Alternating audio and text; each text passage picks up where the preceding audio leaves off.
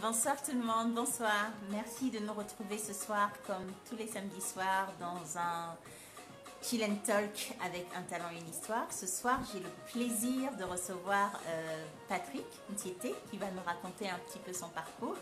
Et j'espère que comme moi, vous serez ravis de découvrir tout ce qu'il a traversé jusqu'à aujourd'hui et comment il en a fait pour être le professionnel expérimenté qu'il est aujourd'hui. En attendant qu'il se connecte, je vous laisse découvrir Sidiki Diabaté. Hello.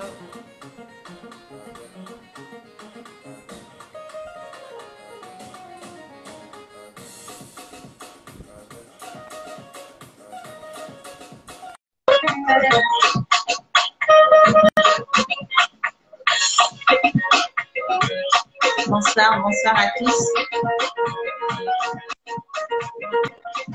Hey, salut Patrick. Bonsoir. Comment vas-tu?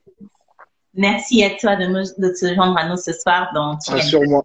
Ça va, rassure-moi que tu me reçois bien. Je te vois très bien et je t'entends aussi. Est-ce que Super, tu m'entends? Je t'entends très bien et je te vois également. Ah, magnifique. Merci. Merci beaucoup de te joindre à moi ce soir et à nous surtout pour que tu nous racontes un Le petit peu ton plaisir est mien. parcours, ton histoire et tout ce que tu as traversé jusqu'à aujourd'hui. Alors Patrick, tu es un marketeur expérimenté, tu as fait pas mal tu es passé par pas mal de parcours en entreprise, de la distribution en marketing, mais tu es beaucoup plus que ça. Et si tu nous racontais un petit peu ton parcours, qui es-tu? Ah, mais écoute, merci beaucoup Vanessa de m'inviter sur ton plateau et je remercie tout le monde qui nous suit en live depuis chez eux.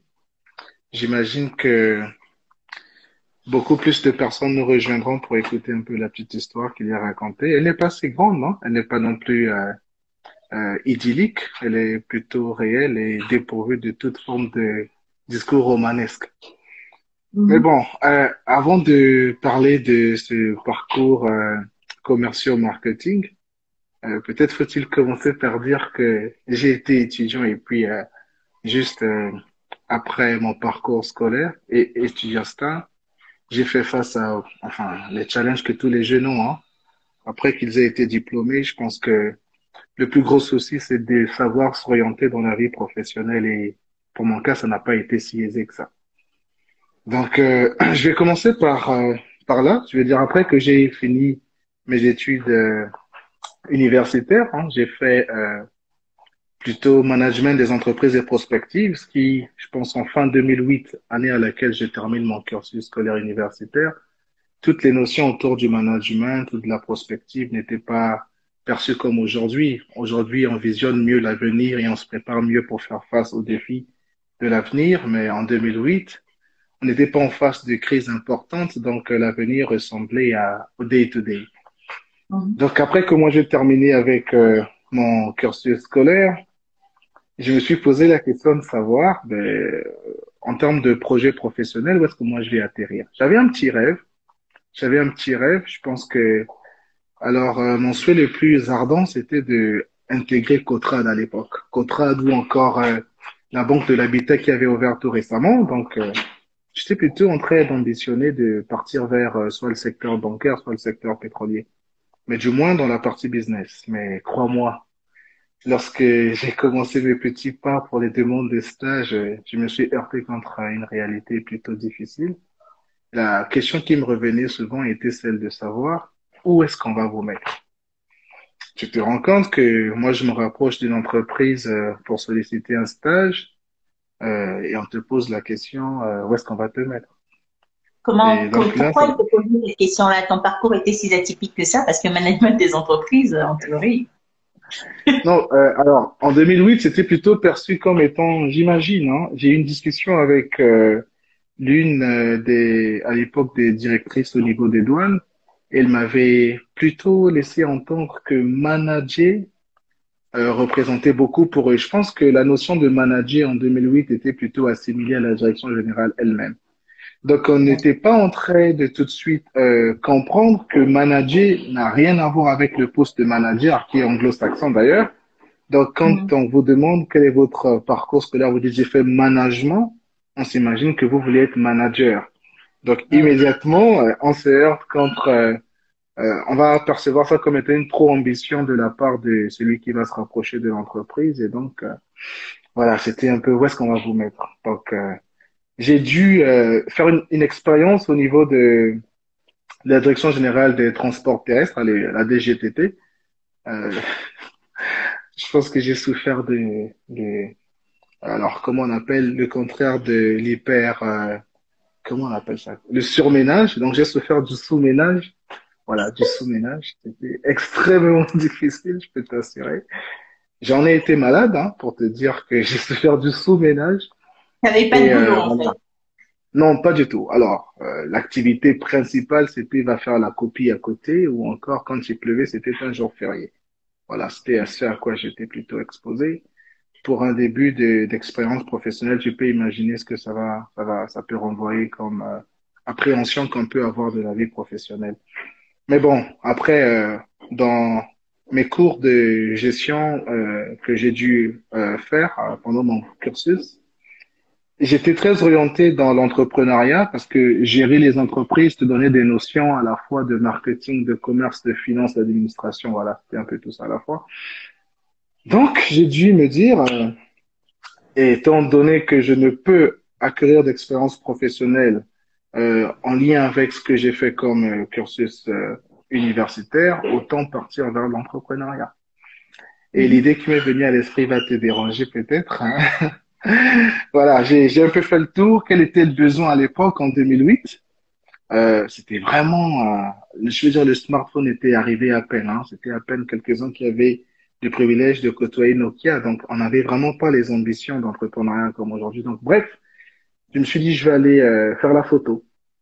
Mais il fallait trouver une activité de photo qui est rentable et qui, tous les jours, te donne l'occasion de prendre quelques images parce que je devais vivre de ça. Alors, je me suis dit, où est-ce que on a besoin d'images sans qualification particulière et où on peut finir une et deux pellicules la journée? C'était comme ça que j'ai vraiment pour te dire que on était en train de faire à l'époque.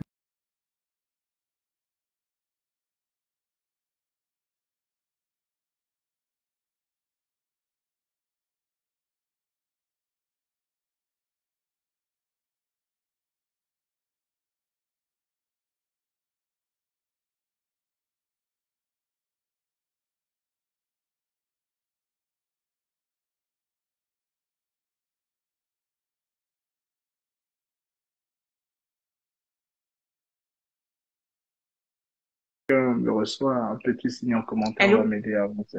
Oui, ça y est, tu me Je reçois? t'ai perdu quelques minutes. Mes excuses. Yeah, j'ai Oui, donc remarqué, j'ai remarqué. tu parlais de photos. Yeah, donc l'idée c'était de partir finalement à la morgue. Voilà, on n'a pas besoin d'avoir la meilleure photo du jour. J'imagine pas qu'il y a des challenges de photos là-bas. Tout le monde est en larmes et donc voilà, tu peux prendre 32 images de la pellicule, tu la développes et puis tu fais payer peut-être 500 la photo. C'était ça l'idée en tout cas. C'est vraiment ça l'idée. Je peux t'assurer que je me suis apprêté, hein. J'ai acheté un gilet de photographe, j'ai acheté un sac adapté pour à la fois mettre mon appareil photo et puis les images que j'allais développer. Et donc, après T'avais déjà ça, fait de la la démarche. Pardon? Est-ce que tu avais Tu déjà dis? fait de la photo avant cela? Oh, pas tant que ça, non. Après, c'est ça être un peu un homme. Je pense que en matière de faire face à l'avenir, je vais citer un de mes frères, il me dit souvent que si tous les efforts que tu fais te donnent le résultat zéro, c'est que tu n'as pas fait l'effort nécessaire pour avoir le résultat un. Donc, je n'avais pas le choix. J'étais vraiment à la place du non-choix. Mais je me rappelle que quelque temps avant, je me suis amusé avec la photo pour m'assurer que je comprenais les notions de contre-jour, de cadrage, ce genre de petites choses. Rien à voir avec ce que je suis devenu en photo aujourd'hui, voilà. Mais je me disais que les gens n'étaient pas si exigeants que ça en termes de photos à la morgue. Ouais. D'ailleurs, ce qui m'a fait faire le choix d'aller vers là-bas, c'est parce que tous les jours, certainement qu'il y aura enterrement, désolé, et comprenez bien que je ne suis pas en train de souhaiter que les gens puissent perdre leurs proches, mais plutôt que de dire Ça fait que partie de la vie, voilà, quoi. ils pouvaient avoir de l'opportunité, voilà. Et donc, je me suis rendu finalement pour prendre la photo et c'est là où tout bascule. Voilà, j'ai vraiment envie de dire le jour où tout bascule. Je me suis rendu dans une boutique pour prendre mon appareil photo. J'étais accompagné par celle qui est devenue ma femme aujourd'hui. Et là, quand je tiens la photo en main, j'avais la conviction que quelque chose allait se passer ce jour-là, parce que c'était le jour où j'étais supposé prendre mon appareil photo et commencer l'activité. Mais je t'assure, quand je tiens mon appareil photo en main comme ça, il y a un numéro qui m'appelle. Il y a un numéro qui m'appelle et qui me donne rendez-vous dans 20 minutes à l'école où j'ai étudié, parce que il y avait une opération de recrutement de masse organisée à l'époque par la société Celtel. Mm. Ah, quand même. Je pense qu'on va pas me poser la question de savoir c'est quoi un manager.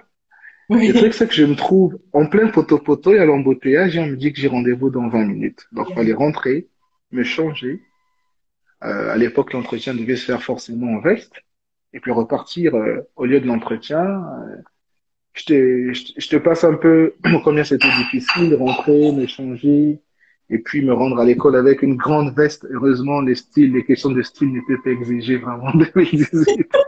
Je t'assure que quand je revois les photos, c'est vraiment pas moi.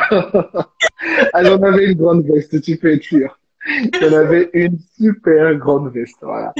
Donc, je l'ai enfilée, je suis parti. Et on était quoi? Peut-être 3000 étudiants. 3000, hein? Wow. 3000 personnes. Ouais, 3000 personnes. Euh, 3000 personnes. Et tout le monde qui sort a le sourire aux lèvres pour dire que mon entretien s'est super bien passé. Ah, bon, on va voir ce qui va se passer. Mais bon, les heures passaient. Il était déjà 18 heures que j'étais pas encore passé. Et très vite 21 heures. Et 22 heures ensuite. Bon, je commençais à désespérer. Euh, Quelqu'un m'a dit comme ça en passant, attention, hein, les questions qu'on pose sont en lingala et en kituba. Je parlais pas du tout kituba, mais pas du tout. Mais pas du tout. Alors là, j'ai demandé rapidement quelles étaient les questions posées et sur quoi il s'intéressait. On m'a dit ce qu'il fallait savoir. Donc, je rentre dans la salle d'entretien. Il y a le directeur de ressources humaines à l'époque et puis il y a une fille qui devient par après mon amie. Elle s'appelle Andrea Pella. Voilà. Donc, salut à elle que j'admire beaucoup. Donc, je me rends sur la table de l'entretien. Il est 22 heures peut-être 30, hein. Donc, j'ai sommeil, j'ai faim. Il y a plus d'électricité à cette heure-là. On était sous une lampe. C'était vraiment sous une lampe. Et là, on me pose la question de savoir, enfin, parle-moi des 4 P. Tu vois que je me rappelle encore de cet entretien parce que c'était mon vrai premier entretien. J'étais là pour français, on me demande de parler Kituba. C'était vraiment grave, hein, grave, grave, grave mal. Et on a fait combien? Peut-être 45 secondes d'entretien. Et on me dit, si on t'appelle pas demain, on t'a pas appelé. C'est fini pas. 45 minutes, tu voulais dire. Donc, 45 secondes, secondes, Dedans? secondes. Ouais. Wow. Il était 22 heures. Qu'est-ce que j'espérais? Ah, le Le stress. Kituba était mal. Bien sûr, 45 secondes d'entretien, c'est pas fameux pour qu'on puisse apprécier la personne en face de soi. C'est fini, quoi. Pour moi, il faut repartir à la photo. Donc, je me disais comment repartir prendre la photo le lendemain. Et le lendemain, à minuit, finalement, on m'appelle. À minuit, à minuit. À minuit, on me dit de me rendre à l'agence parce que j'avais été présélectionné. Mais là, ce que je veux dire déjà, c'est que on est 3000 personnes et quand on arrive à l'heure des différentes formations, on nous fait savoir la mission que consistait l'activité. C'était essentiellement de partir sur le marché, de questionner les gens. C'était très proche de ce que j'avais fait à l'école en matière d'études de marché, marketing, mais c'était en même temps très loin de ce que j'avais pour ambition personnelle parce que ouais, j'avais plutôt de la gestion d'entreprise on va dire à plus large échelle. Donc Ouais. j'étais assez Le pas très stress. en train de comprendre exactement. J'étais assez frustré, oui, mais à l'époque, des gens nous disaient qu'on était cadre. Voilà encore une des choses qu'il faut faire extrêmement attention, c'est que la haute opinion qu'on peut avoir de soi-même peut rapidement se heurter contre la réalité de la vie. Et si tu n'en as pas du courage pour emboîter le pas, tu peux te retrouver en train d'attendre le boulot de cadre. et que ça gêne pas parce que finalement, on n'est pas cadre à l'école. On est cadre en entreprise et on fait chemin en entreprise pour devenir cadre. Voilà, Exactement. donc beaucoup ont dû se désintéresser. Je suis cadre, je ne me vois pas parcourir des kilomètres à pied parce que ça use le soulier, hein, le champ qu'on a pris au primaire. Moi, j'avais pas de choix entre faire la photo à la morgue Morgue. et faire quelques kilomètres à pied parce que ça use le soulier, pourquoi pas? Mhm. Voilà comment je commence. Enfin, je ne veux pas m'étaler, donc toi, tu vas mieux orienter la discussion, mais voilà comment je commence. Et c'est à partir de là, en 2000, on va dire en septembre 2008, que ma vie d'entreprise a commencé, que bon, voilà, j'ai commencé à faire chemin. Donc après, toi, tu vas encadrer peut-être pour repréciser certaines choses en termes de questions.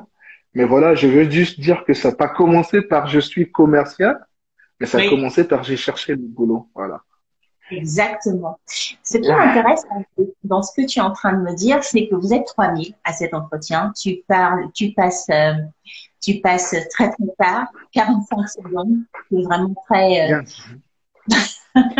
je sais même pas Beaucoup de si on peut performances dire dans un ridicule job. dans un entretien Ouais. d'embauche, parce que c'est terrible, mais tu parviens quand même à décrocher le job. Et ça, je trouve ça incroyable. Et finalement, tu sais combien vous étiez retenu? Pour ceux qui ne sont pas du Congo, bien entendu, le Kituba est une des langues parlées au Congo, trois langues nationales Ouais. parlées au Congo en plus du français et du Lingala. Vous étiez combien retenus au final sur les 3000? Tu sais? T'as une idée? Ouais, on a reçu 300, on a reçu 10% en fait de ceux qui étaient présélectionnés, on a reçu 10%. Des 10% des 300, à peu près une centaine est partie parce que cadre, voilà. Mhm. On espérait vraiment se voir en chemise et en veste, hein, comme lors Ouais. de l'entretien.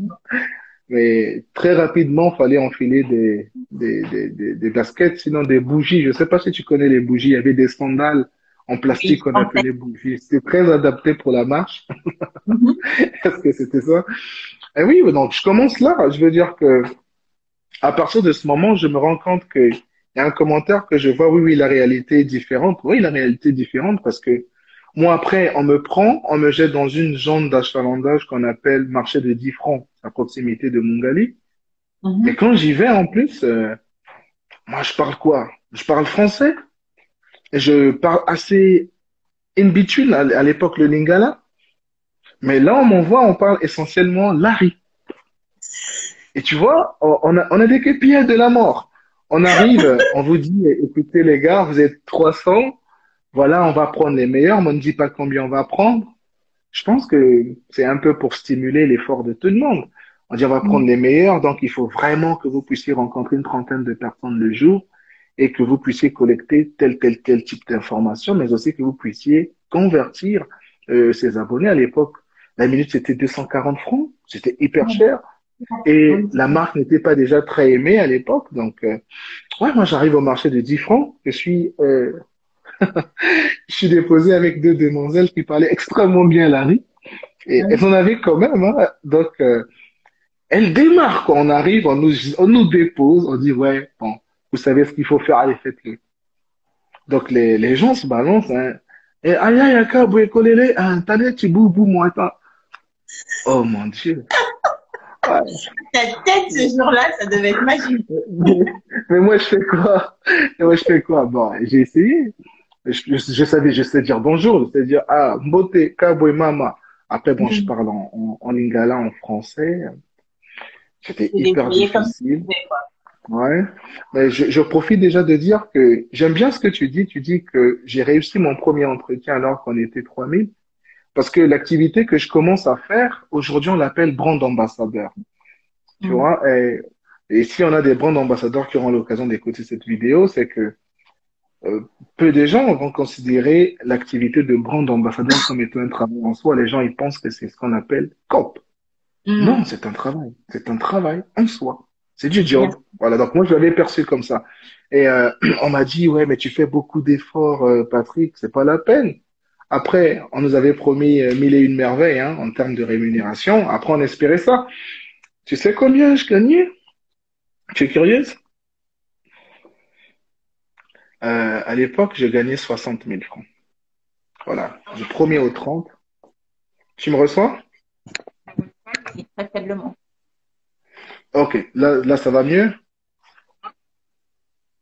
Alors, laisse-moi voir si je peux couper le Bluetooth. Là, tu me reçois mieux, là? Allô? Je t'entends très très faiblement.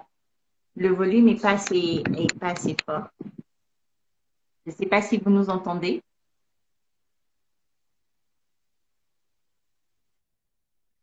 Hein, tu m'entends? Oui, moi, je t'entends, moi, je t'entends. Moi, je t'entends très faiblement par contre. Hein.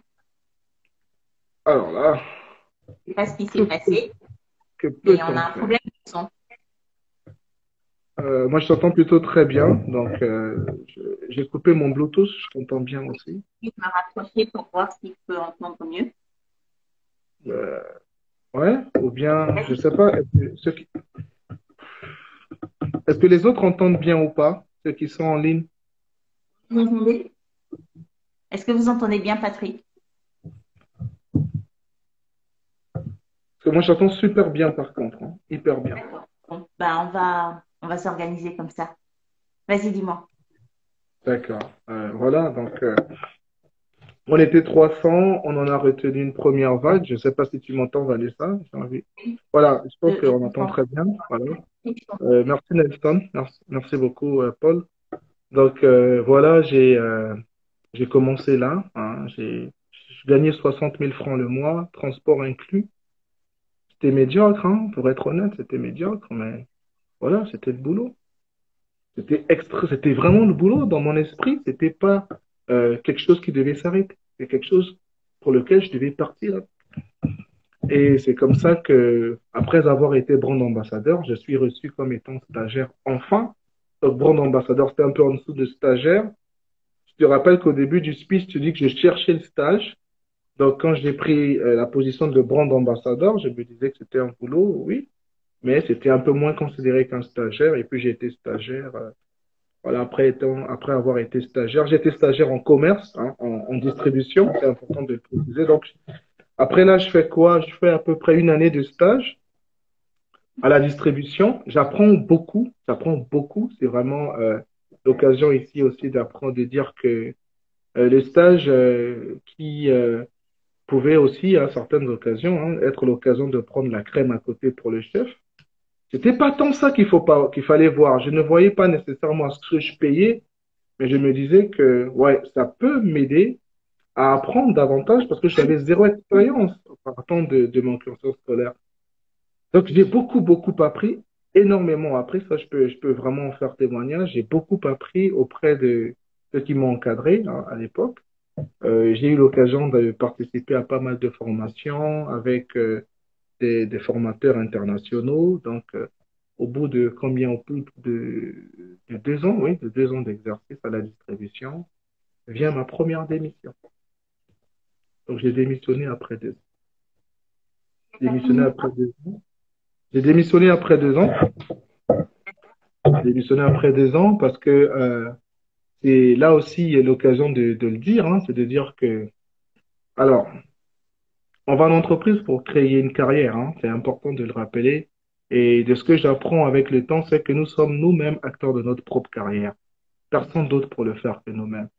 Ça veut dire que si on ambitionne quelque chose, ben, à partir de ce jour, on identifie où est-ce qu'on veut se situer au bout de combien de temps. Voilà, donc quelles sont les compétences, quelles sont les connaissances qu'il va falloir, euh, on va dire, collecter pour être dans le standard de la position souhaitée. Et puis, c'est être honnête avec soi-même. On est en face de soi-même, on est en face de ce qu'on veut être demain. Donc, on se pose la question, si dans 2, 3 ans, je me projette comme étant ceci, cela, est-ce que je suis capable d'assumer cette fonction? La réponse est est généralement négative. Donc, tu commences à te dire, voilà, qu'est-ce que je dois améliorer? Qu'est-ce que je dois apprendre? Qu'est-ce que je dois ajuster? Je parlais pas anglais, mais du tout de chez du tout. Je commençais à faire l'exercice. Si je veux me voir à m'améliorer dans mon parcours professionnel, il faut que j'apprenne une nouvelle langue, il faut que j'apprenne à conduire. Je ne savais pas conduire, donc j'ai appris à conduire. Il fallait que j'apprenne le jargon du métier, parce que bon, chaque métier a un jargon qui va avec. Et c'est généralement hyper important de s'accommoder au jargon du corps de métier dans lequel on veut se développer parce que si on est docteur et qu'on ne trompe pas les patients à dire que vous souffrez de l'éthymélotatus pour parler du bouton, hein, il faut bien le dire. Donc, c'était ça l'histoire. Au bout de 2 ans, ouais, il y a eu des choses qui se sont faites. Et puis, comme j'avais aussi le désir de, d'aller un peu toucher le ciel, j'ai fait savoir à ma hiérarchie à l'époque que je voulais une amélioration de situation. Et j'ai argumenté, j'ai attendu, ben, on m'a fait savoir que ce n'était pas possible. Alors, j'ai fait ma première démission. J'ai vraiment fait ma première démission, mais il fallait être sûr de ne pas échouer. Donc, le challenge à l'époque à la distribution, c'était de se faire bien connaître des partenaires distributeurs et de ne pas avoir une réputation de il est cool, hein, il est cool, le mec il est bon, hein.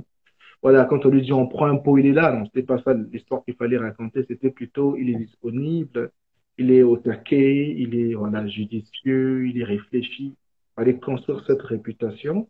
J'ai essayé de la faire, tant bien que mal, hein. J'ai vraiment été assisté, hein, j'insiste, hein. J'ai été encadré, j'ai été coaché, il y a des gens qui m'ont accompagné. Je n'ai pas voulu voilà, faire les choses par moi-même. Et quand le temps est arrivé, bref, j'ai fait le move. Je suis parti vers une autre entreprise, toujours dans les télécoms, toujours au niveau de la distribution. Et j'ai plutôt vanté ce que j'avais appris de l'autre côté. Et là, voilà, je me remets dans le même processus. Changement de management, ça c'est hyper important également. Changement de management, c'est des personnes beaucoup plus pointues, c'est des personnes qui limitent Euh, on demande. C'est pour la première fois que je travaille jusqu'à des heures impossibles. Je finis à 22, 23 heures pour la distribution. Voilà, le paradigme change. On nous apprend à être de vrais soldats. On nous dit, vous êtes des soldats, c'est comme à la guerre. Et on commence à comprendre l'enjeu de la compétition parce que je viens d'une entreprise leader pour une entreprise qui n'est pas challenger, qui est le outsider. Je viens dans la plus petite firme du marché. La philosophie est différente. Et ça vient pour te construire ici.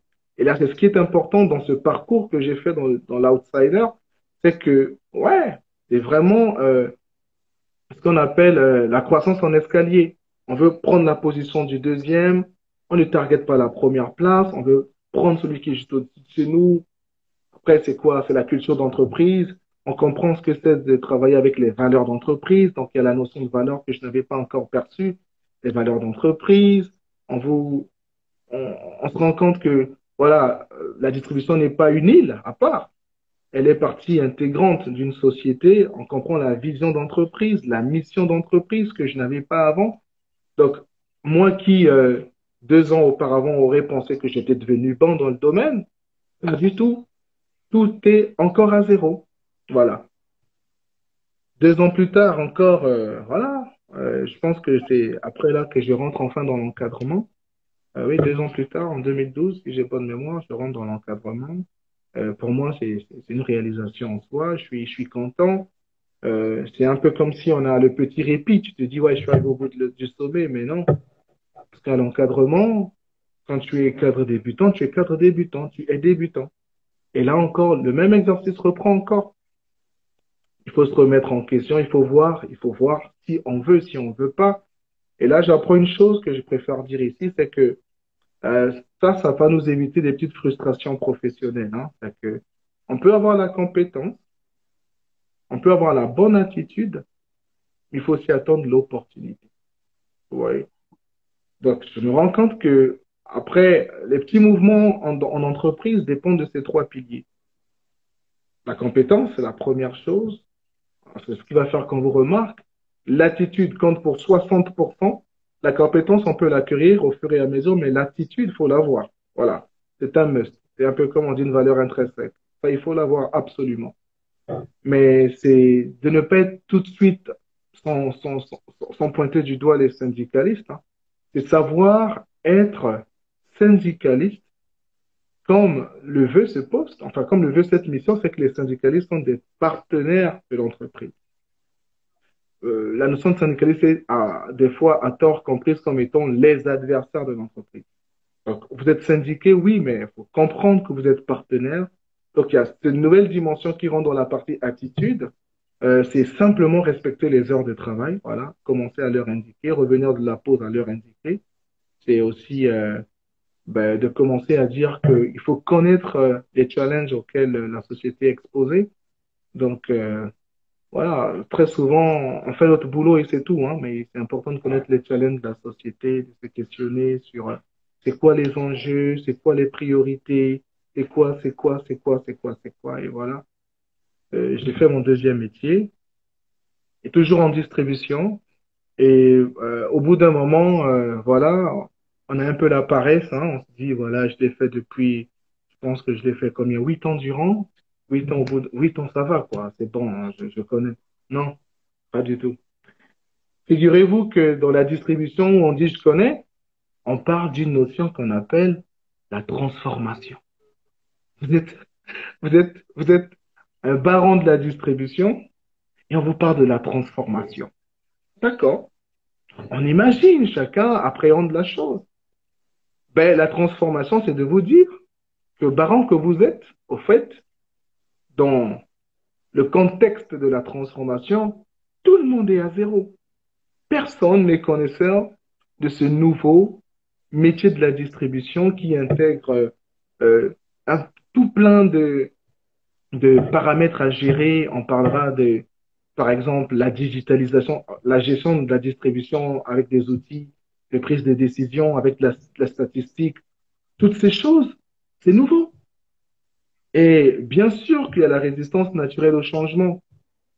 Non, je suis un bon, on a fait ça. On a fait les chiffres sans passer par ceci, sans passer par cela. Est-ce qu'on veut vraiment? Oui, on veut vraiment. Tout est mouvement, tout est changement. Quelqu'un me disait que dans la vie, où on monte, où on descend. Si on reste droit, sans bouger, on descend. Parce que les autres vont toujours nous dépasser. Donc, à un moment, si on reste droit, voilà, on a commencé à descendre. Donc, on a emboîté le pas dans la transformation. Le processus d'apprentissage reprend et est arrivé un bel accident de vie, c'est que je fais le voyage de la distribution au marketing.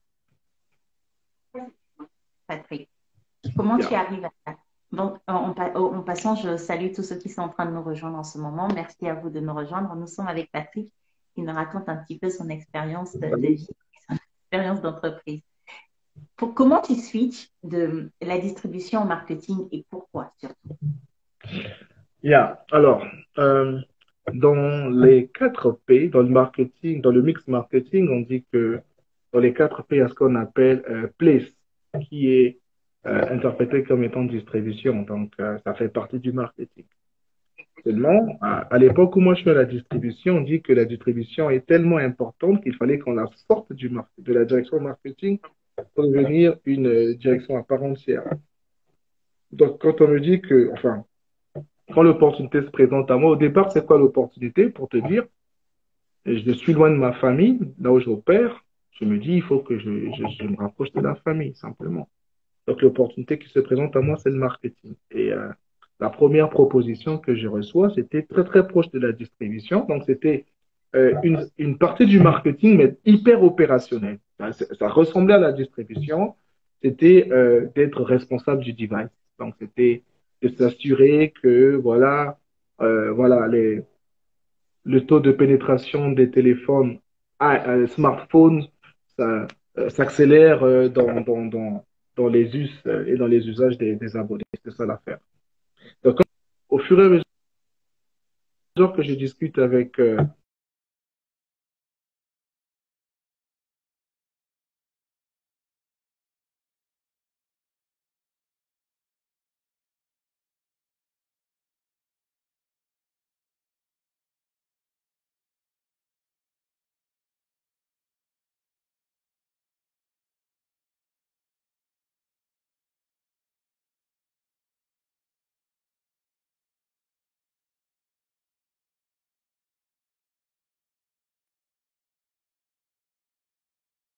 les, les gens entendent, ça y est, tu me Oui, là, reçois maintenant?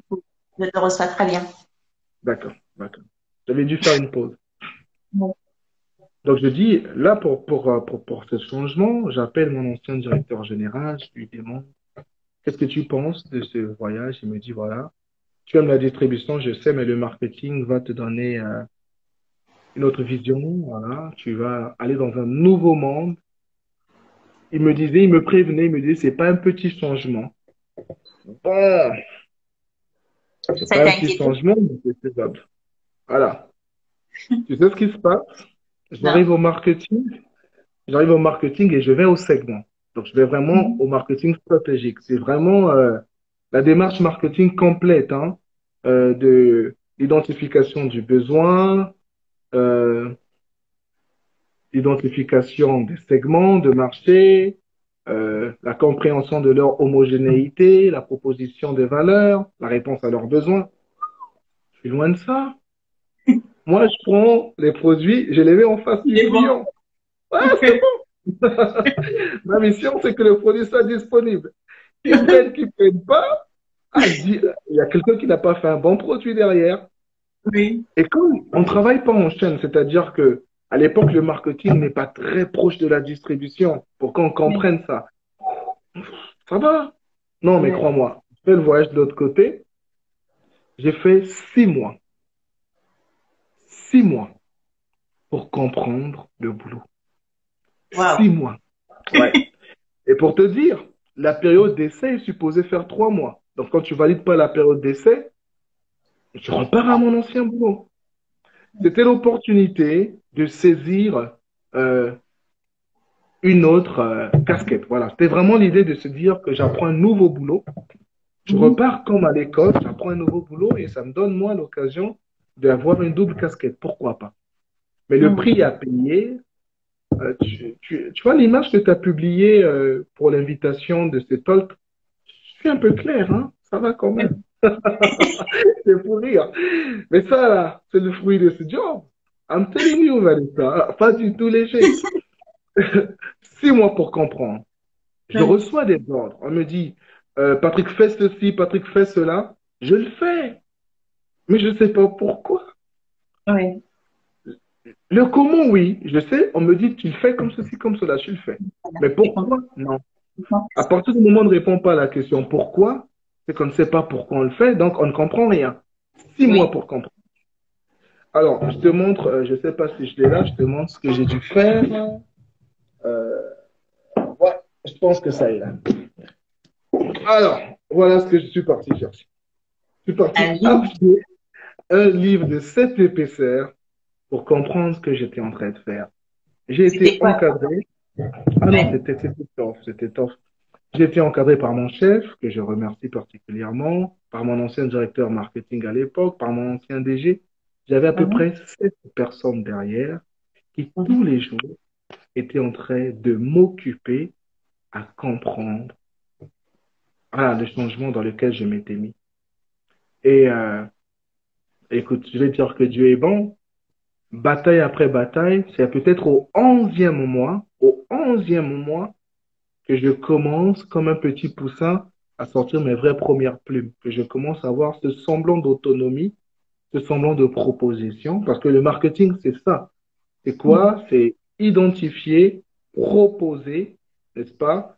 Essayer à petite échelle, obtenir les éléments de validation de ton concept, lancer à grande pompe, conserver la clientèle et satisfaire au maximum. Tout ça là, c'est Mhm. dans le 11e mois que je commence à avoir les petits débuts. Et je suis quoi, peut-être à ma 9e ou à ma 10e année d'expérience professionnelle. Mais à 10 ans, à 10 ans de travail, à peut-être 6 ans dans l'encadrement, j'étais pire qu'un stagiaire au Mhm. marketing. Pire qu'un Oui. stagiaire. Parce que c'était nouveau Et pour toi. absolument, mais au-delà de nouveau, c'est aussi de dire que, vous savez, aujourd'hui, on est en train de plus en plus partir vers la digitalisation et il y a de nouvelles compétences qui naissent. Être prospectiviste, c'est de se dire aujourd'hui, quels seraient les besoins en compétences qu'on aura dans 5, dans 6 ans et comment est-ce que moi, aujourd'hui, je me mets dans le bain pour ne pas être, voilà, giflé par la réalité. Je ne Mhm. l'avais pas fait, moi. Je ne l'avais pas fait du tout. Voilà pourquoi 11 mois, je considère que j'ai déjà été viré dans ma vie, au fait. Je ne sais Mhm. pas pourquoi on m'a pas viré. Mais personnellement, je considère que là, j'étais déjà viré. Mhm. Mais c'est pour te dire l'état d'esprit dans lequel on doit se mettre aussi, hein.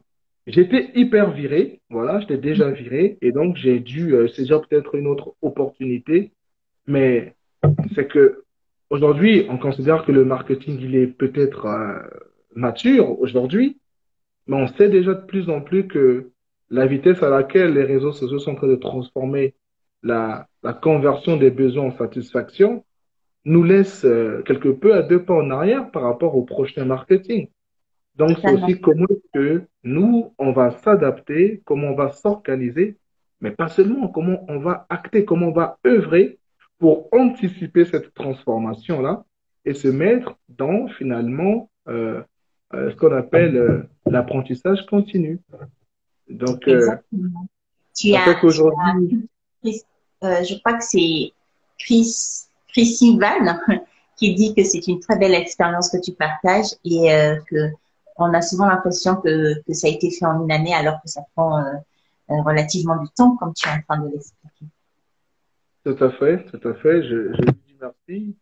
Et c'est aussi de dire que je suis, aujourd'hui, quand je me regarde avec beaucoup de réalité, sur la classe de 10 en marketing, je suis peut-être à 1,5. Après, c'est pas que je ne m'estime pas marketeur. Je l'assume Mhm. aujourd'hui. Je dis que je suis Ouais, marketeur. ouais, Mais je dis aussi que je suis peut-être marketeur à ce jour dans un secteur très précis, ouais, dans le secteur dans lequel j'évolue. Mais si je me transporte dans l'agroalimentaire, si je me transporte dans les bâtiments, si je me transporte dans l'informatique, c'est de savoir comment est-ce que le marketing va s'adapter à à différents Tant de environnements, ouais. exactement, différents sortes de métiers. Alors là, j'emboîte le pas pour rappeler une discussion qu'on a eue avec, à l'occasion d'un leadership, enfin d'un sommet de leadership qui était hyper intéressant que mon employeur avait financé, hyper intéressant. Il établit 6 piliers que doivent avoir les leaders. Et on sait que le leader, c'est celui qui sait faire faire. Ouais. Voilà. Et donc, dans un des éléments dont je vais citer 2 piliers ici, 2 piliers qu'on a considérés comme étant hyper importants pour le leader de demain, c'est un, savoir être un généraliste et non pas un spécialiste.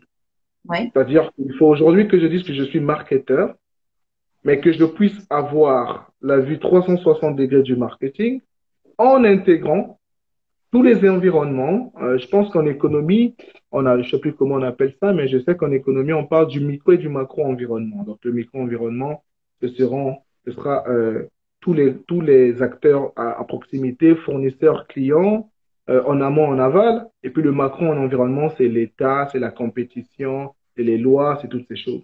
Donc, oui, il faudrait, en nous, dans différentes décisions de vie qu'on a prises, c'est-à-dire que moi, je me veux être photographe. Il faut qu'on sache autant connaître la photo analogique, la Mhm. photo digitale, numérique, comme on dit. Il faut savoir toutes les questions d'impression, toutes les questions d'ajustement d'image, tout ce qui est Mhm. lentille, tout ce qui est voilà, éclairage. Mais il faut Exact. connaître tout cet environnement et même les concepteurs. Il faut Mhm. savoir si c'est Nikon, si c'est Canon, si c'est Mhm. Sony. Il faut savoir toutes ces choses. Pourquoi on ne puisse pas, un, se surprendre, se faire duper? Parce que Mhm. on se fait duper également dans nos différentes relations professionnelles. Deuxièmement, Mhm. ce qu'on appelle agenda setter. Bon, Mhm. excusez-moi, c'est en anglais, mais c'est de dire qu'il faut savoir construire son agenda. Mhm. Il faut savoir le monter un peu comme avec les Lego ou bien avec les pièces de puzzle. Il faut savoir construire son agenda pour, comme je disais au départ, atteindre l'objectif final. Si on se dit que dans 10 ans, je me vois ça, c'est pas un abracadabra, hein. Quand on était plus jeune, on Bien. disait, je veux être millionnaire. Je veux être millionnaire. On Ouais. formulait rien du tout. On attendait le million on attendait le million. Mais Oui. s'il est vrai qu'on veut être millionnaire, ça veut dire que chaque pièce à épargner, non pas à consommer, parce qu'on n'est pas millionnaire dans ce cas en commun, dans ce cas on consomme, dans ce cas on Oui. met à côté. Donc c'est dans Exact. chaque chose qui est mise à côté pour faire le million au bout d'un moment. C'est la même Avoir un plan chose. d'action, en fait, c'est ce que tu nous dis. Absolument, absolument, absolument. Merci de le nommer. Oui, c'est d'avoir un plan d'action et pas seulement un rêve. Un Mm. Kofi dit quoi? Il y a des gens qui rêvent leur vie plutôt que de vivre leur rêve. De vivre Voilà. la vie. Je paraphrase un peu Kofi parce que Mhm. le plan d'action, et c'est bien que tu le précises, Vanessa, c'est quoi? C'est vraiment le plan. Qui dit Mhm. plan voit calendrier, Mhm. agenda, Mhm. action, mais c'est des actions identifiées, hein. C'est Oui, identifié, voilà. C'est organisé, c'est-à-dire qu'on définit des priorités. Il y a des dépendances, il y a des liens entre l'action 1 et l'action 2. On identifie les dépendances. Par exemple, on ne va pas dire que je vais faire un MBA en anglais si on n'a pas déjà appris à faire l'anglais. ça Tu c'est vois, sûr. on va se dire, voilà. Je vais faire l'anglais au bout de 2 mois ou 3 mois, peu importe, enfin, dépendamment du niveau de chacun. Et après, soit je vais épargner ou bien je vais emprunter au niveau d'une banque pour financer mon MBA. Et donc, Mhm. tu commences à faire un plan de 4 ans. Mhm. Tant que la tâche 1 n'est pas finie, on ne passe jamais à la tâche 2. Mais la tâche 1 ne se fait pas elle-même. Oui, Elle va se faire à l'énergie que toi-même, tu vas engager dans la tâche. C'est toi-même exactement. le patron de la tâche, donc tu vas te déployer. Et c'est un peu du coq à l'âne. La différence entre s'employer et se déployer, je ne sais pas. Employer, c'est prendre une ressource extérieure pour travailler sur ton projet. Mhm. Donc, tu es utilisé et se déployer, c'est prendre ces ressources intérieures et les mettre en mouvement pour atteindre ton propre projet. Donc, comment on dit ça? Tu es en train de te réaliser, exactement. Et donc, il faut là, maintenant, c'est une question de se déployer. Et c'est la Oui, chose la plus difficile. Il est plus facile de prendre un gars qui va couper l'herbe du coin que toi-même tu puisses couper ta propre herbe. ça c'est vrai. Tu as parfaitement raison. Tu nous as résumé ici une bonne dizaine d'années d'expérience en passant de plusieurs étapes. Donc, tu as commencé par étant ce qu'on appelle aujourd'hui un brand ambassadeur, ensuite un agent au niveau de la distribution. Après, tu es passé manager distribution. Aujourd'hui, manager marketing. Aujourd'hui, tu es directeur adjoint dans le marketing. Chacune des étapes que tu as traversées t'a appris quoi? Quelles sont les leçons importantes que tu as tirées de chaque étape? Et surtout, en écoutant ton parcours, je vois que tu as mis en avant une qualité primordiale qui est l'apprentissage continu. Tu t'es toujours mis dans une posture où tu pars du principe qu'il est important de désapprendre et de réapprendre de manière continue. Est-ce que tu penses que c'est ça qui a fait, en tout cas, c'est l'une des clés qui ont fait ton succès aujourd'hui? Alors, la première chose, je vais te dire, merci beaucoup Vanessa, tes questions, je les avais même pas devinées, hein. Tu as dû me les passer avant. Tu vas bien t'en sortir. Alors, la première chose, c'est de dire que on ne sait pas ce qu'on ne sait pas, hein. You don't know what you don't know. Tu sais où est-ce que j'ai pris ça? Voilà. You don't know what you don't know. C'est-à-dire que tu peux pas te projeter dans l'avenir si tu ne sais pas à quoi ressemble l'avenir. C'est Mhm. c'est vraiment la notion de penser avant de devenir. Aujourd'hui, j'ai encore des rêves, hein. C'est-à-dire Oui. que je commence à me dire aujourd'hui, il faut que je travaille pour que je puisse, pour que je puisse, pour que je puisse. Mais ça part dans la projection, dans la visualisation de l'avenir. Alors, la première chose, je vais dire, c'est mon parcours scolaire m'a beaucoup aidé à ne pas subir l'avenir. C'est vraiment ça. Et très honnêtement, je n'aurais pas fait prospective.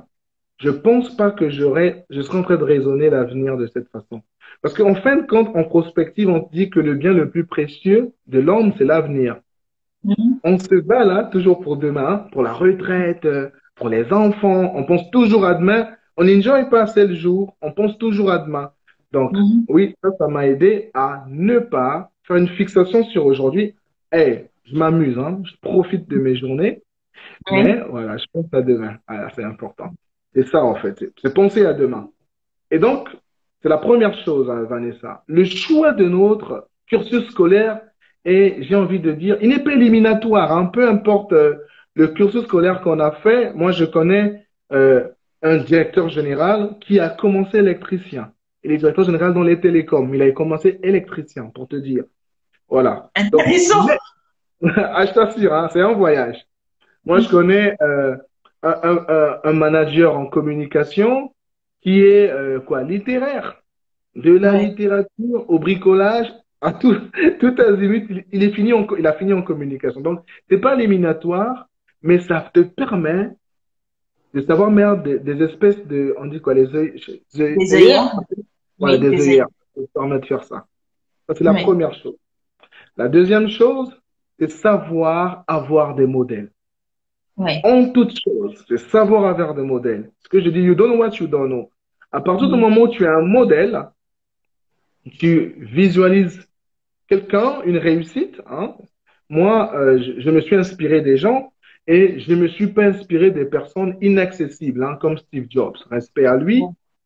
mais je me suis inspiré des personnes qui peuvent m'aider Oui. à emprunter leur modèle, voilà, à suivre leur chemin. Donc, la première chose, c'est le choix de cursus scolaire. La deuxième chose, c'est savoir s'inspirer des modèles. Tout ce que nous recevons, c'est de l'héritage. Maintenant, Ouais. comment est-ce que tu transformes l'héritage qu'on va te léguer en une Mhm. vraie ressource pour que tu puisses, toi, à ton tour, démarrer ton moteur? Parce qu'il y a une relation de dépendance par rapport à son modèle, et puis il y Mhm. a une activité motrice dans la volonté d'aller vers ce que le modèle a réalisé. Voilà. Donc ça, c'est la deuxième chose. Et ça, je l'ai appris quand j'étais BA. Quand Oui. j'étais BA, on m'a dit, il n'y a pas de plafond de verre. D'accord? Mhm. Tu peux te réaliser, tu peux te développer à condition de bosser. Je l'entendais vraiment comme un farceur qui me parlait, quoi. Ouais, on sait que tu veux tes objectifs et tu me Ouais. bombardes de promesses à dormir debout, mais qu'est-ce Mhm. que moi je perds? Ça, c'est la Oui. partie que j'appelle de savoir vraiment utiliser tout ça en énergie motrice. Tu dis, OK, Mhm. d'accord, donc je fais carburer le moteur et je vais vers la fausse promesse qu'il m'a fait. Je ne perds rien tant que j'apprends. Ça, c'est la C'est première chose. Donc, on ne perd finalement jamais. Tout ce qu'on perd se transforme en une leçon de vie. Donc, c'est ce que Mhm. j'apprends quand je suis BA, c'est vraiment ça. Et c'est très intéressant quand on est en bas de ground, parce que à ce niveau-là, on n'a vraiment rien à perdre. On est déjà au sol, quoi. Je suis déjà plaqué. J'avais pas de thunes. J'ai rien, quoi. Je perds rien. Voilà.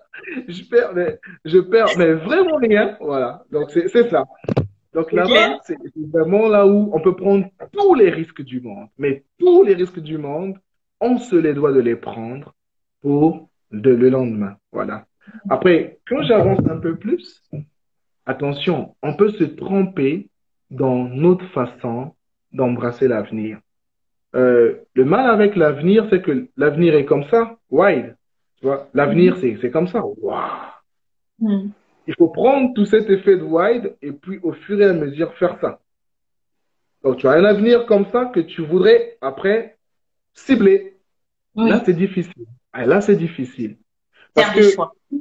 exactement, tout ce qui te permet de prendre une décision sur l'avenir, c'est l'information. Et nous, Mhm. les Congolais, on n'est pas particulièrement en quête d'information. On aime la rumeur, le soi-disant. On ne vérifie pas grand-chose. On va te Oui. dire, Vanessa, tu sais que, ah bon? Et moi, je vais aller faire le relais de la rumeur, sans Oui. vérifier. Voilà. Mhm. Donc, c'est l'information. Et l'information est un pouvoir. Et le pouvoir Mhm. ne se donne pas, le pouvoir s'arrache. Donc, Ouais. c'est de l'investissement pour aller vers l'information.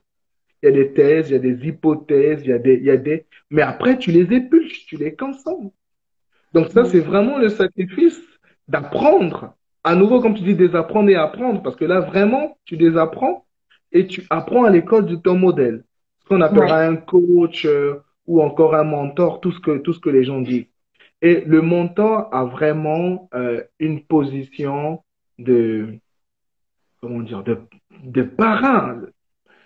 J'ai envie de dire, ce qui te dit fais quelque chose, fais-le Ouais. d'abord.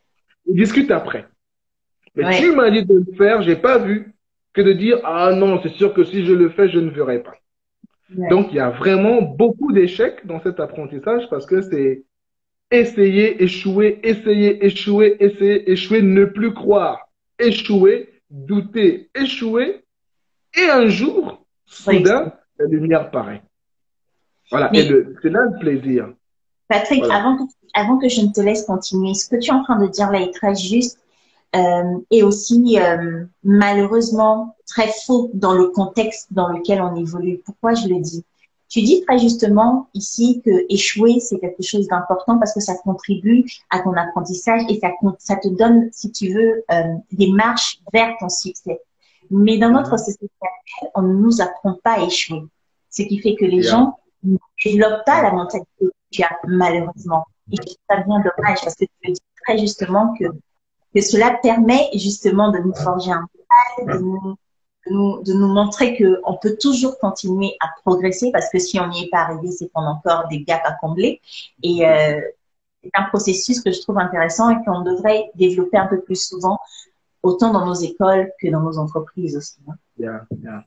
Euh, je te dis pourquoi je commence à aimer l'échec. Je me rappelle, je suis en deuxième année d'université. Je comprends pas la comptabilité analytique, mais pas du tout. Et Ouais. à tout hasard, j'ai eu 18. Sur ça, il y a plein de gens qui ne comprennent pas la comptabilité analytique. Et j'ai 18 et je viens voir mon père. Je lui dis, ah tiens, j'ai eu 18. C'est une matière qu'il savait que je comprenais pas. Il m'a dit ce jour-là, ah mais pourquoi tu as laissé les 2 points à ton maître? Mhm. Je lui ai dit ce jour-là, mon père, merci. J'étais hyper furax, mais je lui ai dit, je comprends que je change de path. C'est-à-dire que je Mhm. change le chemin. La Mhm. perfection ne m'aidera pas à apprendre, mais Mhm. me tromper m'aidera à apprendre. Et c'est important de savoir, ce que tu dis est important, même pour nous. Enfin, moi, je suis parent. Des fois, on est hyper euh, orienté résultat avec la scolarité des enfants Mhm. et on ne tolère pas que le Ils petit ait manqué de mettre un S ou un accent aigu ou un E muet. Et à comment on réagit, on se pose la question si la vie était aussi dure avec nous-mêmes, si on l'aurait encaissé, au fait, positivement. Donc, c'était juste une parenthèse. Oui, bon, c'est ça. Et puis, après qu'on ait les modèles, je vais vous dire quelque chose que j'ai peut-être pas laissé entendre. Il faut trouver ce qu'on appelle un compétiteur ami. Ouais. C'est hyper important. L'homme avance par le choc. Ouais. Si vous êtes seul dans votre école, vous ne serez jamais le premier, vous ne serez jamais le dernier. Donc, il n'y a pas d'émulation. Il n'y a pas Oui. d'émulation. Voilà. Mhm.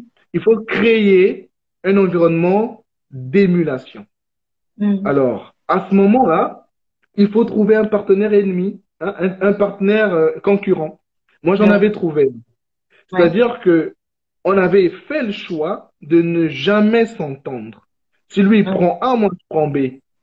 Ouais. Peu importe que j'aurais voulu prendre A, on va construire sur les scénarios A et B et puis on va les opposer.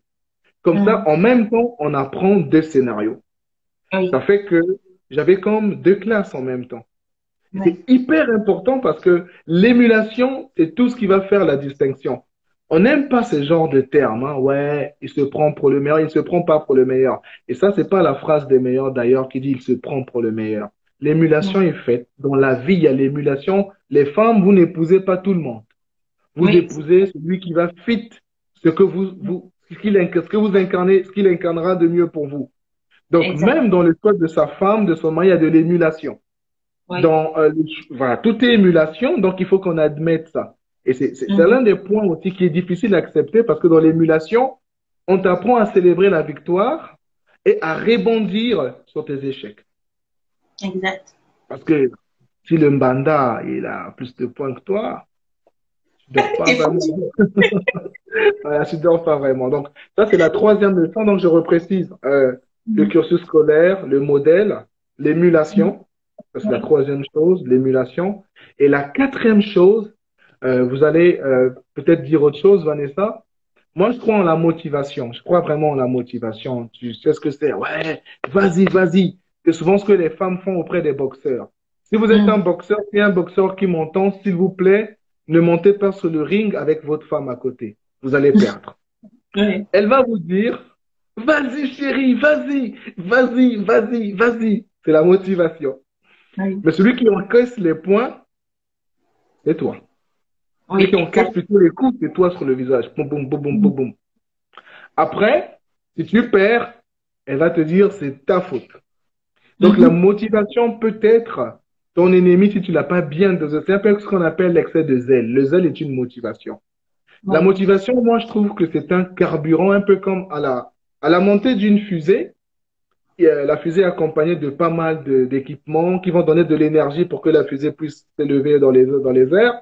Et puis après, ça cède.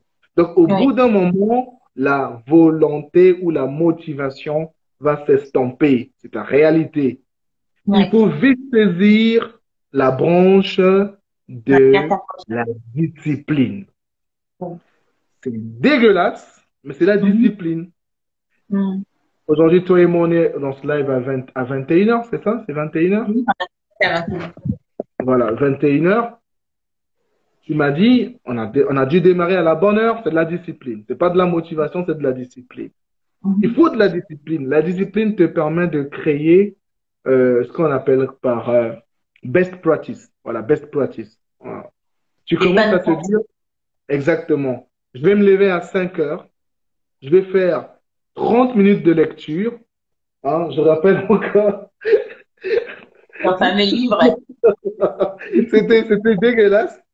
C'était pas du tout sexy, mais c'était de la discipline. Je me réveille plus tôt, à 5 heures, je fais 30 minutes de lecture.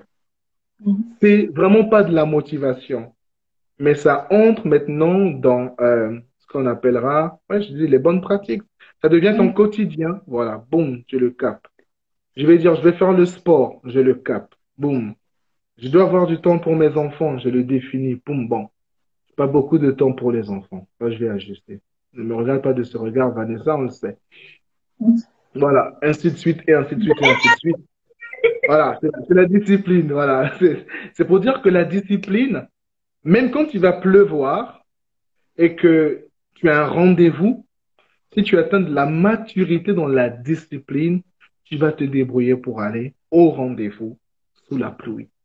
La Exactement. motivation va s'effriter avec la belle température de la pluie, mais la discipline va te faire avancer.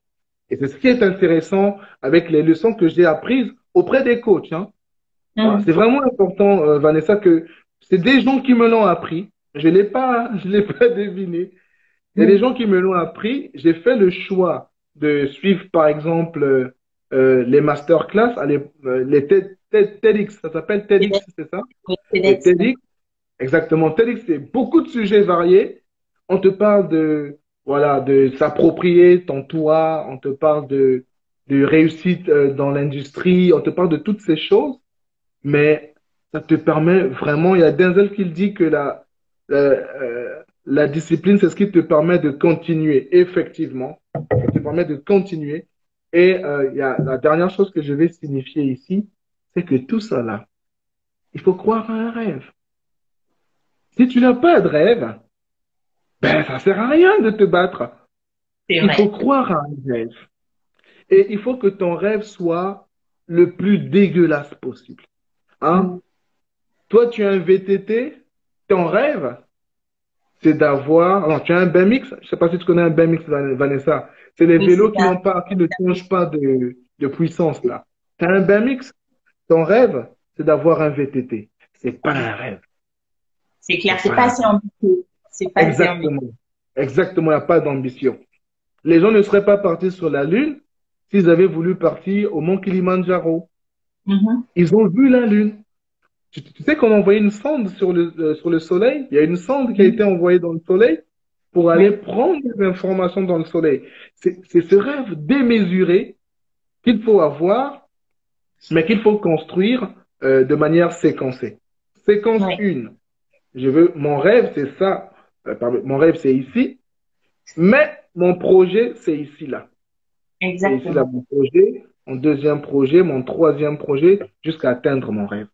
Donc, je pense que c'est plutôt les leçons que j'ai apprises hein, dedans, que je continue d'apprendre. Il y a d'autres leçons que je suis en train d'apprendre. Et là, par exemple, on me parle des leçons d'agilité. Tu l'as Mhm. dit tout à l'heure, savoir échouer, les leçons d'agilité. Les leçons d'agilité, c'est un peu ce sur quoi je me suis penché depuis un moment.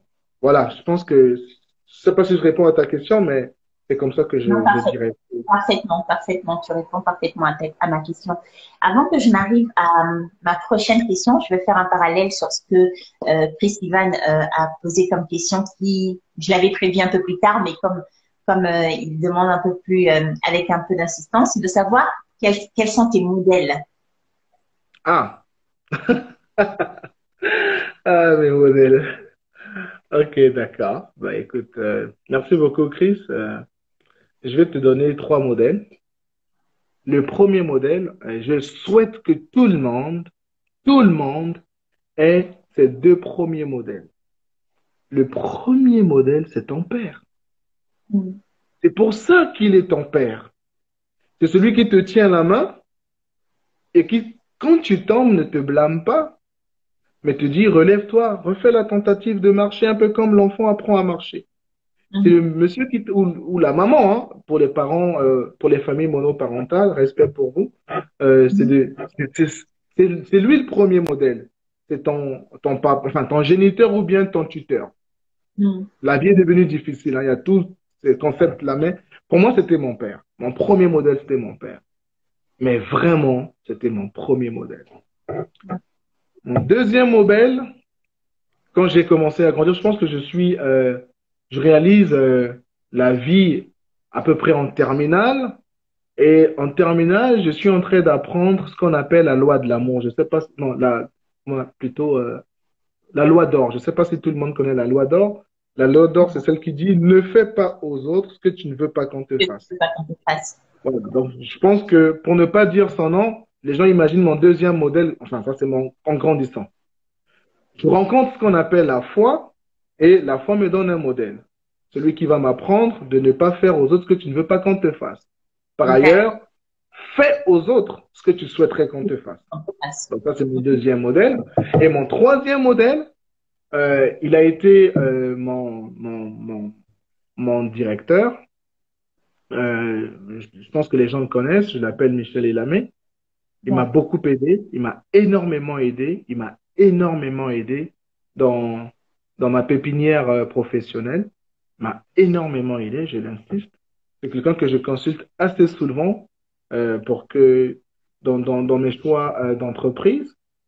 Ça, c'est donc vraiment des personnes, comme je dis, c'est des personnes, c'est des humains qu'il faut côtoyer, qu'il faut toucher. Après, à côté de ça, il y a des autres modèles qui sont un peu plus lointains. Donc, quand on parle des modèles un peu plus lointains, il y a le bonhomme qui avait lancé la marque Celtel, je ne sais pas si les gens le connaissent, Mo Ibrahim. Je ne sais Oui. pas si les gens savent exactement. C'est quelqu'un qui était extrêmement discret, qui fonctionnait comme un bel arbre. Vous savez, comment on sait qu'un arbre est bon? C'est dans les fruits, n'est-ce Oui. pas? Le fruit est juteux, il est bon. Mais on ne Oui. sait pas que la saveur du fruit vient des racines. Plus Exactement. les racines sont profondément enfouies, plus les racines vont faire l'exercice de prendre de la bonne nourriture, plus l'arbre sera beau. Moi, Ibrahim, c'est ce bonhomme qui est hyper discret, hyper effacé, mais qui travaille derrière. Il a travaillé mon caractère d'humilité.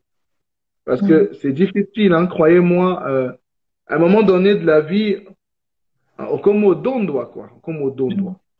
Et Mm. lui, il a plutôt appris qu'il fallait pas au dos droit. Voilà. Je pense Mm. que ce côté, je ne l'ai pas côtoyé, je ne le connais pas personnellement, mais c'est quelqu'un que j'ai commencé à vouloir copier dans sa réussite, ainsi de suite. Après, il y a des modèles beaucoup plus récents. Dans les questions d'agilité, il y a des industries qui sont extrêmement agiles. Je ne sais pas si vous connaissez Amazon. Amazon Ouais. est une entreprise qui se transforme quasiment tous les jours. Pour la petite Ouais. histoire, Amazon lance, je pense, en 96. C'est une bibliothèque. C'est un site web. Hein. C'est un site Ouais. web qui fait, qui fait des e-books. Voilà, c'est ça leur première affaire. Et Mhm. aujourd'hui, imaginez Amazon. On parle de Amazon Prime, qui fait le nom de la vidéo. On parle Exact. voilà, c'est cette Il a été. transformation. Exactement. Aujourd'hui, il est le plus riche. Enfin, il fait partie des plus riches, le mec. Mais on ne sait pas combien il a dû être agile pour qu'il parte euh, dont des révolutions au fur et à mesure. On parle de 96 à 2021, ça fait combien? Ça fait 25 ans. En Mm. 25 ans, il a construit un empire. Totalement. Mais à côté de ça, et donc je vais prendre le dernier modèle, c'est que moi je crois à ce qu'on appelle le capital émotionnel. Je ne suis pas encore un disciple du capital émotionnel, mais je Ouais. crois en ça. Voilà, je pense que pour que la personne puisse s'épanouir, il faut croire en elle, il faut l'accompagner, il faut lui dire aie confiance en toi, il faut lui dire dépasse-toi, surpasse-toi et non pas l'enterrer. Donc oui, en ce moment, je ne vous donne pas encore mon capital, enfin mon modèle du capital émotionnel, mais Mm. ça viendra. Et j'ai hâte que tu nous racontes ça pour la prochaine fois. Patrick, discuter avec toi est extrêmement intéressant parce que tu dis des choses, tu as une façon de penser que je trouve très pertinente, très percutante et passionnante aussi au travers de toute l'histoire de ta vie que tu me racontes. Euh, Ma prochaine question va s'intéresser à tes échecs. Je ne veux Bien. pas spécialement m'intéresser, enfin, ce qui m'intéresse dans ces échecs-là, c'est toutes les leçons que tu as tirées de ces situations. Quelles étaient-elles? Qu'est-ce que tu en as appris? Comment ça t'a construit? Et ce que ça t'a apporté pour devenir l'homme que j'ai en face de moi aujourd'hui? Ah, tu sais, là tu vas ouvrir un peu la boîte, on dit la boîte de quoi? De De Pandore. Pandore. Yeah. Tu vas me faire parler de Voldemort. Comme on dirait dans Harry Potter, faut pas, c'est le nom à ne pas prononcer. Mais oui, j'ai connu beaucoup d'échecs. J'ai connu beaucoup d'échecs. Je pense que mon premier échec, alors c'est quoi mon premier échec? Je vais vraiment commencer par là. Voilà, mon premier échec est parti de ma mauvaise. Je ne sais pas s'il y a ceux qui font mathématiques, désolé.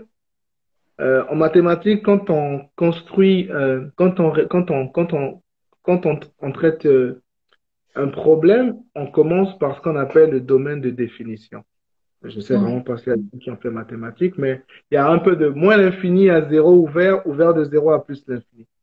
Le domaine de définition. Mon premier échec, c'est que j'étais un va-t-en-guerre tout azimut. Imagine, va-t-en-guerre tout azimut. Donc j'étais ça, je prends, ça, je prends, ça, je prends, ça, je prends, ça, je prends. Et donc tu as tous les défis du monde, tu as une seule vie, et donc tu échoues partout, Mhm. partout. Mhm. Donc c'est vraiment ma première échec. Et ça, celui qui m'apprendra, ça, c'est celui qui est devenu après mon beau-père. Il me disait, tu es jeune, tu as de l'énergie, je respecte, mais tu n'as qu'une vie.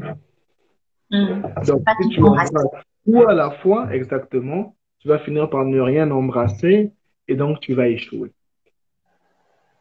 Ah, il est vieux, jaloux. Ah, le raisonnement des jeunes.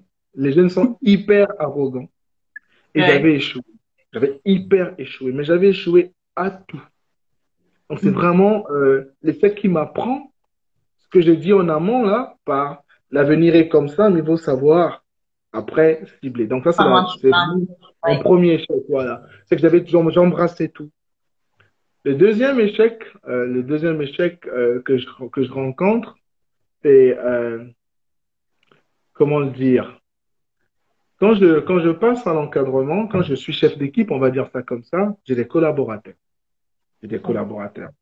Et je suis leur collègue. Donc, je suis leur collègue. Moi, je passe chef d'équipe. Donc, ils deviennent mon équipe. Mais je suis leur collègue. Je n'ai pas compris ce que c'est le paradigme change. Mhm. Non, un, ce sont mes amis, mais ce ne sont pas vraiment mes amis. Deux, ce sont mes équipes, mais ce ne sont pas mes sujets. Tu vois ce Oui, que je veux dire? Donc, exactement. j'ai eu ce qu'on appelle le syndrome du gendarme. Mhm.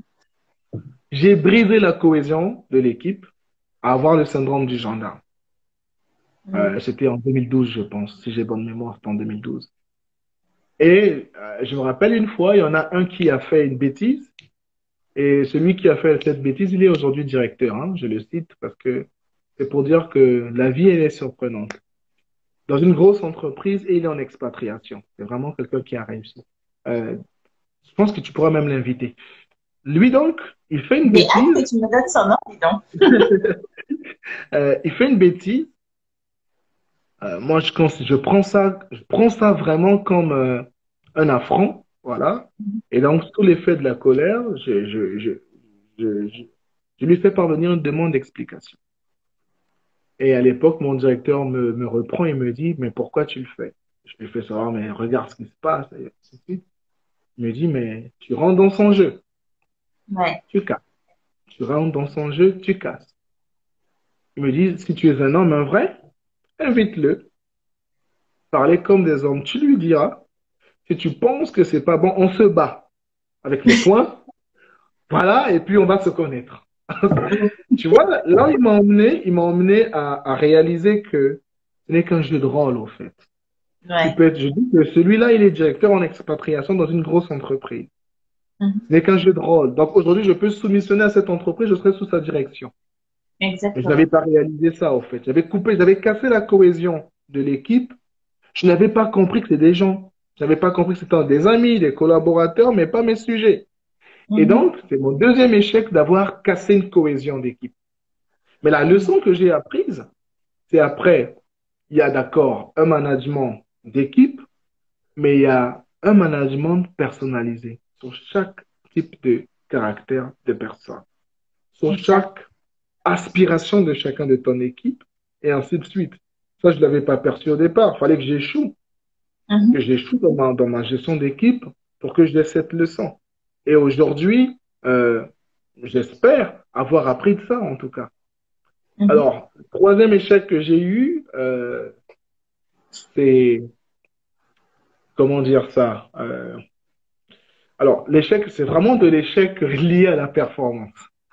Je suis un performeur, c'est-à-dire que, ouais, il faut qu'on gagne. Mhm. Vous savez, avec ça, c'est que on déshumanise les gens et on se déshumanise soi-même. Bien. Et malheureusement, quand on est comme ça, on ne sait pas célébrer les petites victoires. Mhm. Vous comprenez? Donc, je pense que c'est mon troisième échec, c'est que j'avais mis le résultat d'entreprise au-dessus du résultat des travailleurs pour l'entreprise. Mhm. Donc, quand je te vois, Vanessa, tu es un KPI, quoi. Quand je te vois, je vais dire NPS.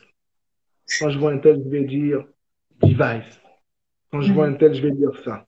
C'est des gens. À partir du moment où je commence à chosifier ou encore à percevoir un contributeur à la performance d'entreprise comme que pour cette performance, je rate tout ce qui est brainstorming, Mhm. puisque je ne vais le questionner que pour les questions relatives à ce que je pense qu'il est fait pour. Mhm. J'échoue. J'échoue. C'est pas Ouais. lui qui échoue, c'est moi qui échoue à ne pas prendre son input. Et donc, ça, Mhm. c'est mon troisième échec. C'est ce qui m'a mené à prendre ce qu'on appelle voilà, comment on appelle ça? On appelle ça par la décision participative. Participant. Exactement. C'est-à-dire que, quoi qu'il en soit, quoi que je considère que je peux savoir, quoi que je serai dans une relation où je vais peut-être descendre l'information dans l'équipe, je ne veux pas lui dire fais ça. Je veux lui Mhm. dire réfléchissons ensemble. Cette idée Mhm. vient de toi, mais maintenant, Mhm. comme tu as eu la bonne idée de le faire, s'il te plaît, enfin de le penser, et également la bonne capacité de le faire, et je serai avec toi. Donc, voici mes Mhm. trois gros échecs. J'ai eu des échecs personnels, hein, mais ça, je parle d'ordre professionnel. D'ordre Mhm. personnel, j'en ai eu également de gros échecs personnels. Et voilà. Je te donne un échec personnel, c'est important que tu le comprennes aussi, et peut-être les autres. Au fait, il ne faut pas que ta frustration, ronge ta personne. Forcément, on est frustré tous les jours pour les plus petites choses, comme tu passes au bureau et tu me dis pas bonjour. Ouais. Je ne sais pas comment tu t'es réveillé. Et Mhm. moi, j'appréhende ton attitude. Ah, dis donc, elle ne m'a pas dit bonjour. Ah, ce qu'elle a fait. Et moi Mhm. aussi, je te renvoie, je te dis pas bonjour. Et on se fait une semaine On sans se se parle. dire bonjour. Ouais. Exactement. Cette frustration qui, au départ, pouvait être gérée d'un revers de la main avec beaucoup de miséricorde, hein. Bon, ça peut arriver, je pardonne, j'oublie, je compte pas. Mais cette frustration commence à se produire de rancœur, de rancune, de tous ces ressentiments et te commis bah, ennemi. Inutilement. Ça, Mhm. c'est quelque chose que je pouvais avoir. Moi, je disais souvent que les petites choses sont les choses graves, Oui. mais les petites choses sont aussi difficiles à guérir. Donc, il faut seulement pardonner. C'est petit. Pardonne, avance. Et Yeah. Yeah. donc, c'est plein de sagesse. Comment? Plein de sagesse parce que c'est vachement intéressant tout ce que tu es en train de dire là, notamment sur la problématique de l'ego, de voir comment apprendre à mettre en avant son ego et surtout à composer avec les différentes des autres, avec les différentes humeurs, avec les et à plutôt avoir le recul nécessaire. C'est une forme de sagesse aussi d'avoir ce recul-là pour pouvoir se dire que les choses ne sont pas forcément tournées vers moi ou ce n'est pas forcément euh, euh, pour moi que c'est fait, mais des Yeah. situations diverses et variées peuvent arriver faire en sorte que cela arrive. C'est très juste ce que tu nous racontes là aujourd'hui. Donc, je retiens de notre conversation plusieurs choses. Celles qui m'ont le plus marqué, c'est la capacité à désapprendre et à apprendre de manière permanente. Je retiens le fait qu'il est important de mettre son ego. Je retiens le fait aussi que l'échec est un repas, une marche pour nous permettre de gravir vers le succès Mhm. et surtout avoir des modèles dans la vie qui vont nous façonner, nous accompagner et nous recadrer quand c'est nécessaire. Et plus important que tout, avoir un rêve, mais pas seulement l'imaginer ou le rêver, mais se mettre en action pour pouvoir le réaliser. Est-ce que j'ai bien résumé le fond de ta pensée, Patrick? Tout à fait, Vanessa. Tout à fait. Alors, nous arrivons donc au terme de notre échange qui est extrêmement passionnant. Je ne veux même pas m'arrêter, mais ça fait plus d'une heure que nous discutons et je n'ai vraiment pas vu le temps passer. Et j'espère que les personnes qui nous ont rejoints aussi ont passé comme moi un excellent moment. Je voudrais, pour terminer, que tu nous donnes, si tu avais un jeune en face de toi aujourd'hui qui aspirait à faire le métier que tu fais maintenant ou les métiers que tu as eu à faire après ou qui aspire simplement à réaliser un résultat dans la vie, qu'est-ce que tu lui dirais? Merci beaucoup, Vanessa. Je pense que la première chose que je lui dirais, c'est pas moi qui le dis, hein, c'est pas moi qui le dis, donc je l'emprunte. Si quelqu'un veut construire une maison, qu'il s'asseye, qu'il étudie ce que va lui demander de construire cette maison, et une fois qu'il en a fini, qu'il s'engage ou pas dans le projet. De crainte que lorsqu'il aura commencé à monter les murs, on lui dise, ah tiens, la maison n'est pas achevée, mais à Kataminandela. C'est Mhm. ça. La première chose, c'est qu'il puisse ingurgiter les informations qui vont lui, qui vont vraiment l'emmener à prendre la bonne décision. C'est vraiment la meilleure chose. Informe-toi. Consulte les gens, consulte les revues, tape des trucs sur Google, sur YouTube, écoute des gens intervenir sur le sujet et tu auras vraiment tout ce qui va te permettre de prendre une décision. C'est la première chose. C'est vraiment ça. Qu'il ne se précipite pas, mais qu'il mesure tout a un prix, le prix qu'il va payer pour qu'il puisse aller entrer dans son rêve. C'est la première chose que je vais lui dire. La deuxième chose que je vais lui dire, c'est trouve un allié trouve ce qu'on appelle, à l'époque, on les appelait les chaperons. Hein. Quand on est dans une relation platonique, il fallait un chaperon pour éviter les débordements, là, quoi. Voilà, trouve-toi un allié, voilà. Mais un allié fort. Tu vois, ce que j'aime chez les sportifs, c'est que peu importe la richesse de Cristiano Ronaldo, quand son Mhm. coach sportif va lui dire de faire quelque chose, il va le faire. Il faut que Mhm. tu te trouves un allié fort. Mhm. Généralement, ton, voilà, cet allié compétiteur, mais il faut qu'il ait de l'ascendance sur toi. Il faut que tu sentes que tu n'as pas d'autre choix pour faire ce que tu dois faire. Moi, j'ai une dame qui m'a aidé à ma dernière nomination.